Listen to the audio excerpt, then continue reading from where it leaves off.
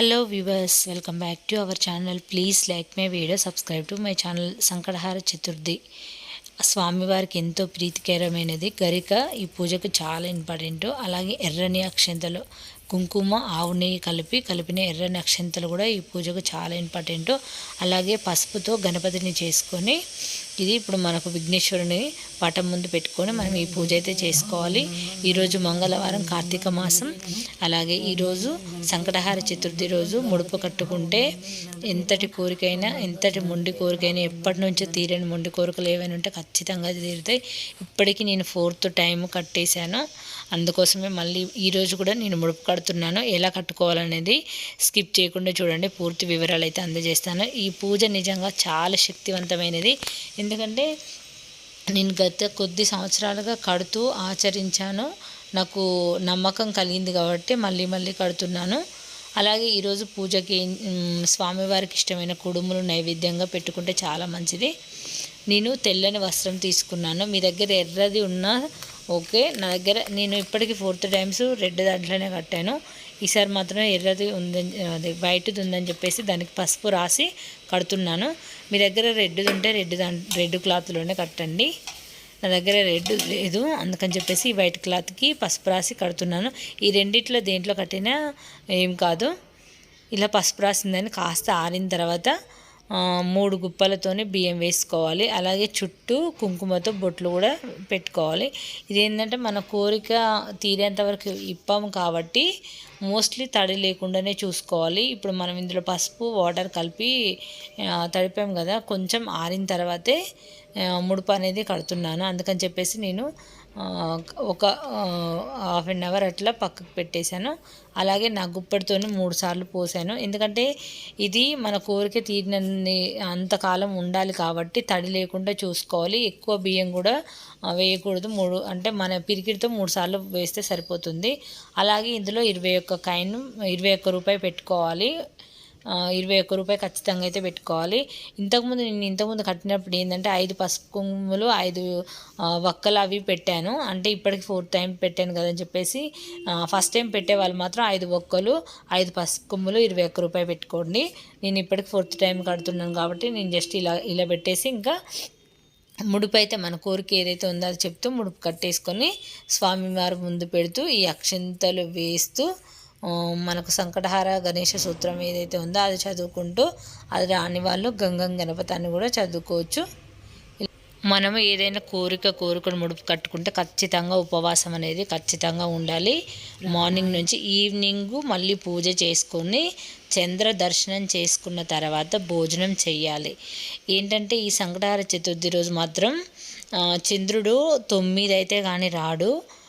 ఒక్కొక్కసారి అయితే 9 కాదు 10 అయినా కూడా కనపడాడు. అలాంటప్పుడు 1 రూపీ కాయిన్కి గంధం పెట్టేసి చంద్రుడిలాగా భావించి రాని ఎడల మనం తర్వాత భోజనం అయితే స్వీకరించవచ్చు. ఈ పూజ చాలా విశేషమైనది. మనకు కోరికలు తీరాలి అంటే ఖచ్చితంగా ఉపవాసం అనేది చాలా ఇంపార్టెంట్. నేను ముడుపు కట్టినా కట్టకపోయినా ఎవ్రీ సంకటహార చతుర్థికి అయితే ఉపవాసం అయితే ఖచ్చితంగా ఉంటాను. మనకు అంటే ఇప్పుడు కట్టాం కదా, అవి తీరేంత వరకు కూడా మనము ప్రతి సంకటహార చతుర్థికి ఉపవాసం ఉంటూ స్వామివారికి మన కోరికలు ఏవైతే ఉన్నాయో అవి గుర్తు చేస్తూ ఉండాలి.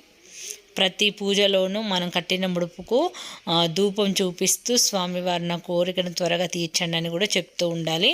అలాగే గరిక వేస్తూ, అలాగే ఎర్రని అక్షంతలు వేస్తూ స్తోత్రాలు అయితే చదువుకోవాలి. మనకు వచ్చినవి ఏవైనా సరే, విఘ్నేశ్వర అష్టోత్తరమైనా సరే, సంకటనాశన గణేశ సూత్రమైనా సరే, లేదంటే గంగం గణపతి నమః అని కూడా అట్లా కూడా చదువుకోవచ్చు. సంకటహార గణేశ సూత్రం చాలా చిన్నగా ఉంటుంది.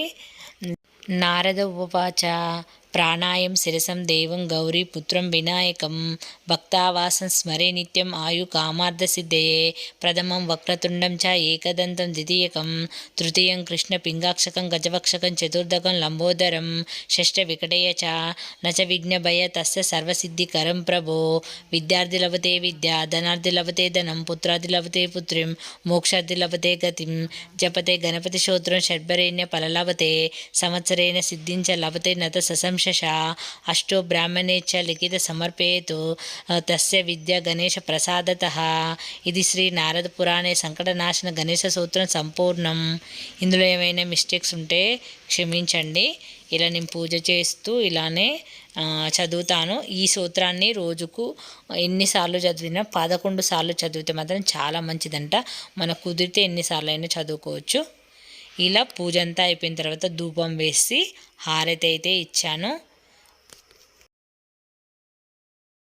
నేను ఏ పూజ గురించైనా సరే నాకు అది నమ్మకం కలిగిన తర్వాతే నేను యూట్యూబ్లో పెడుతూ ఉంటాను. ఎప్పుడైతే అది నేను చేశాను, దానివల్ల ఫలితం నాకు లభించింది అనిపించినప్పుడే నేను యూట్యూబ్లో అయితే నేను చెప్తాను. అంతేకాని ఏదో వీడియో కోసం అయితే అస్సలు చెప్పను. మీకు నమ్మకం కలిగి ఉంటే మీకు తెలిసిన పంతులను కూడా ఈ పూజ గురించి అడిగి అప్పుడు మీరు కూడా తెలుసుకొని కట్టండి. చాలా నాకైతే 4th టైం కడుతున్నాను. ఆల్రెడీ పాత వీడియోస్ కూడా ఉన్నాయి. కావాలంటే మీకు లింక్ అయితే డిస్క్రిప్షన్లో లింక్ అయితే ఇస్తాను, ఒకసారి చెక్ చేయండి. ఈ విధంగా అయితే నా పూజ ముగిసిన తర్వాత నేను టెంపుల్కి ఇంకా పిల్లల్ని స్కూల్ పంపించేసిన తర్వాత సుబ్రహ్మణ్య స్వామికి అభిషేకం, తర్వాత ఇక్కడ శివుడికి అన్నాభిషేకం అయితే చాలా మంచిదంట. మనకు ఎటువంటి హెల్త్ సమస్యలు ఉన్నా, ఇంట్లో ఎటువంటి సమస్యలకైనా ఆరోగ్యపరంగా ఈ అభిషేకం వల్ల చాలా విశేషమైన ఫలితం ఉంటుందంట. స్వయంగా పంతులు గారు చెప్తుంటే విని అది మీకు చెప్తున్నాను. ఈరోజైతే ఇలా అయితే టెంపుల్ 9కి వెళ్ళి 12కి వచ్చాను. చాలా బాగా అనిపించింది. వీడియో నచ్చితే లైక్ చేయండి, ఛానల్ని సబ్స్క్రైబ్ చేసుకోండి. Thanks for watching.